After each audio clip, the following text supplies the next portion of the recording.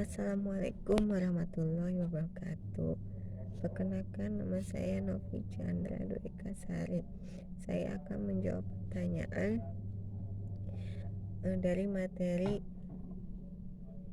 kurikulum dasar yang dibahas oleh Ibu Novi. Pertanyaan yang pertama, apa saja dasar hukum dalam menerapkan metode BIMBA? 1. Hak anak. Hak anak menjadi dasar hukum dalam menerapkan metode BIMBA karena fitrah anak terlahir sebagai pembelajar.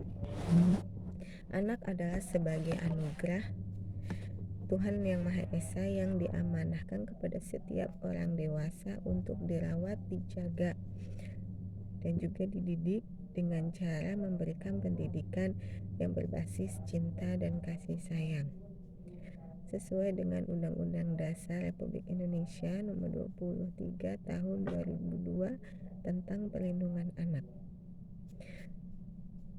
Hak anak juga terdapat di dalam 7 nilai dasar ayat kedua dan di dalam 7 nilai dasar ayat kelima, yang tercantum bahwa bimbingan minat belajar anak BIMBA merupakan hak anak sekaligus kewajiban setiap orang dewasa.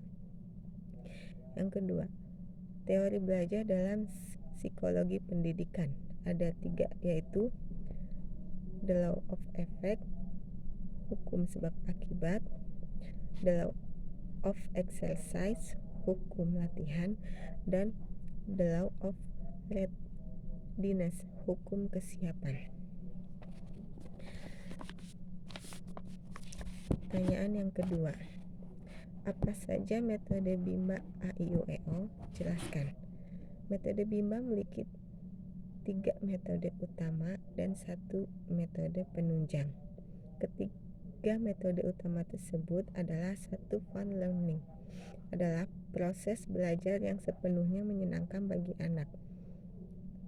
Karena tujuan dari adanya metode fun learning adalah menumbuhkan minat belajar secara intrinsik.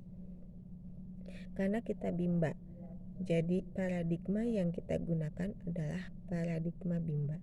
Dan proses pendidikan harus berbasis cinta dan kasih sayang agar setiap anak dapat merasakan bahagia dalam proses belajarnya sehingga anak menjadi senang belajar. Metode yang kedua adalah small step system, adalah proses belajar yang dilakukan secara bertahap. Tujuannya agar proses belajar yang menyenangkan dapat tercipta. Semua anak senang, bahagia, dan dapat menikmati kegiatannya karena tidak mungkin menyenangkan jika tidak bertahap. Metode yang ketiga,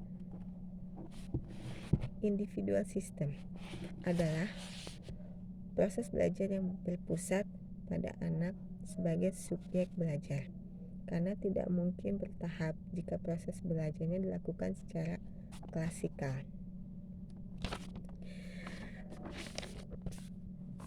Yang keempat, metode penunjang BIMBA adalah variation skill, adalah kemampuan yang harus dimiliki setiap motivator dalam memvariasikan antara aspek belajar dengan kegiatan belajar. Karena anak mempunyai rentang konsentrasi yang pendek, mudah teralihkan dan cepat bosan pada satu kegiatan. Sekian jawaban dari saya. Akhir kata, wassalamualaikum warahmatullahi wabarakatuh. BIMBA A-I-U-E-O, semangat dan terus belajar.